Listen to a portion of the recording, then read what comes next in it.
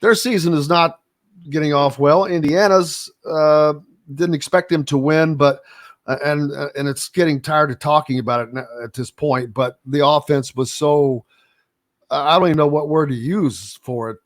Remedial is the best thing that I could come up with, and I just have no idea what the thinking going in was. I really don't. I don't want to hear about protecting quarterbacks because there are 1,000 different things they could have done that still protected the quarterback. And I can't believe they had all that time to implement some things, and that's the best that they could do. I don't expect them to show everything against Ohio State, but man, student body right, student body left. That's a little bit more than that.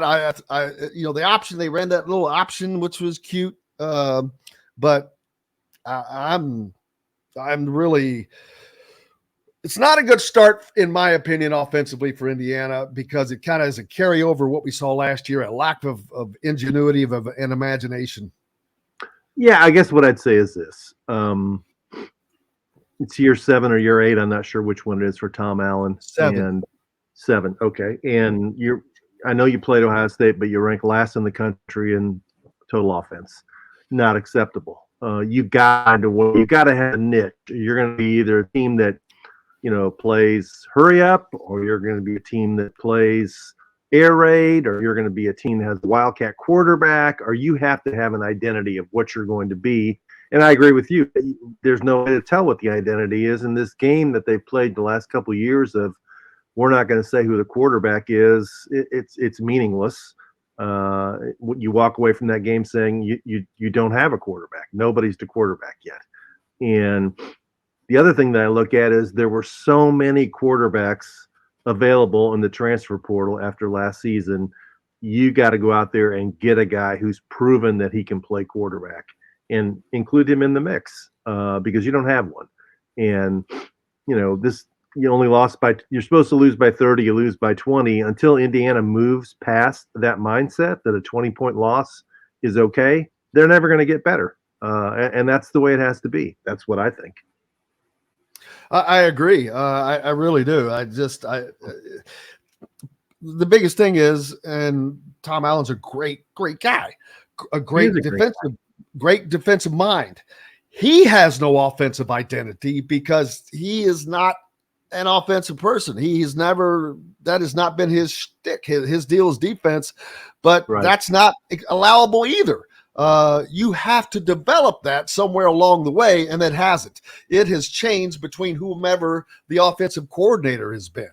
And it's hard to look at Michael Penix and say, wow, that dude was here. And he threw for 450 yards, 5 touchdowns, and no picks. And he's gone somewhere else to play. And one of the top picks to win the Heisman right now. Right. It's hard to process. And, I'll also say this, when Kevin Wilson was there, they could score points. Now they won 5, 6, 7 games or whatever it was, but they were entertaining and they scored points. They had Tevin Coleman and they had, the quarterbacks that could throw the ball. And, they've never really had great offense and defense on a sustained basis, which is why they've struggled for so many years. But, it looks like the defense this year is going to be able to keep them in a number of games. If you can hold Ohio State to 23 points, you can hold down those receivers the way they did, that they deserve credit for that. But offensively, man, this is the way it's been now for 2 or 3 years in a row of offensive line, okay, running game, okay, receivers, okay, quarterback play since Penix left, not okay. And it's got to be better. It really does. Absolutely. I agree wholeheartedly because especially now we look at the growth of what's coming next year in the Big Ten. You're looking at just dropping further behind now. You're not even holding serve because you've got 4 new teams coming in. And are you going to be chum for everybody? That's a decision Indiana has to make. They're either going to be chum or they're going to be one of the predators. I'm not talking about being Ohio State and all of that, but You've got to get yourself up in the mix. And I think that that's easily doable because it's happening. Do I need to say anything more than the word Deion Sanders? Yeah, I mean, look in the Big Ten. I mean, why can't Indiana be what Minnesota is? Why can't Indiana be what Wisconsin has been? Wisconsin, I remember when they used to be terrible in football, and Barry Alvarez came in and changed it, and it's remained changed. Maryland has gotten better now in the last few years. I mean, it has to be pressure has to be applied by the athletic administration and by the fan base on the football program to be better. And the university has to make a commitment of saying, the status quo is the game is changing in college athletics. You can't just to go through the motions in football and say all we care about is basketball, all we care about is soccer, swimming, or whatever. You have to make a better commitment to football. You do. I mean, it has to come from the board of trustees and the president on down. I mean, if you're going to remain in the Big Ten, I mean, I don't think it's outrageous to say at some point as these conference realignment things keep going that they're going to look at some of the weak sisters in some of these leagues and say, we can do better than this. Well, I mean, a lot of people have asked that, and I've always said that that's not possible for Indiana to get booted. They're one. Well, I guess anything's possible, but at least they have the strength of men's and women's basketball, soccer.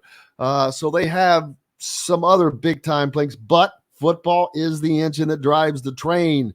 And you don't have to be winning national championships, but I think you just have to be competitive, just for the sake of being competitive. And they don't need you if not, I think. Yeah, I mean, and next week's a big game, I think, for Indiana. You're playing in your home state against a team that in a program that is very committed to being good. And went out and they proved it several times. They paid off Bobby Petrino $14 million to bring another coach in. When Satterfield didn't do well, the fan base let it be known they weren't happy with Satterfield. He felt it and decided to leave to Cincinnati, and they pretty much demanded they want Jeff Brom. They got Jeff Brom. I know he's a hometown guy to leave a Big Ten program to come here.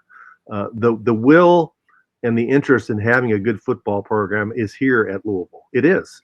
And Howard Schnellenberger changed it. They built that new stadium. They've added on to the stadium twice. They are aggressive and they are ambitious, and Indiana hasn't been. And this really took place in the 70s and 80s and the 90s where they just kind of went through the motions in football, and they're way behind in terms of what they demand from the football program.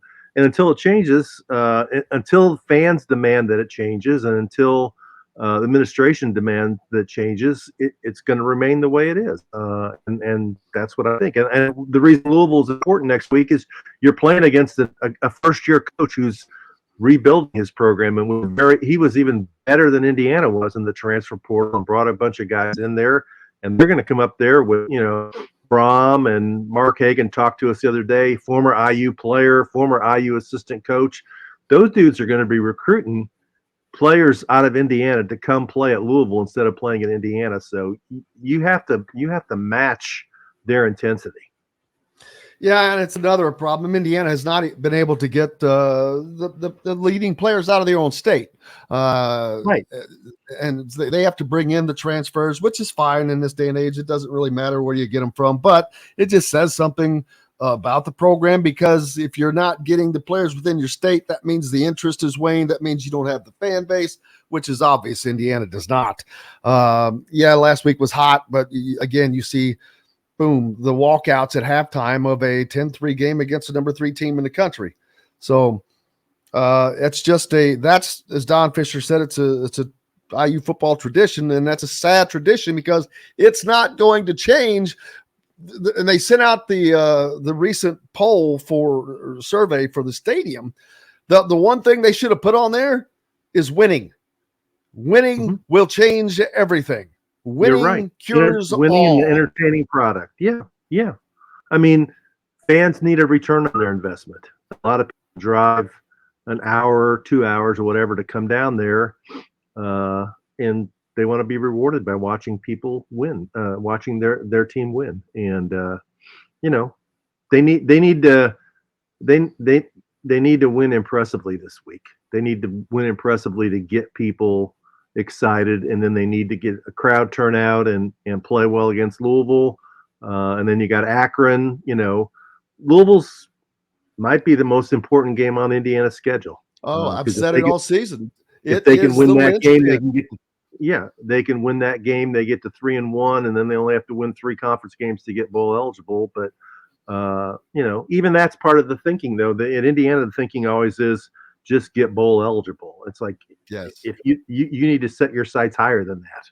That's a win, baby. Getting bowl eligible.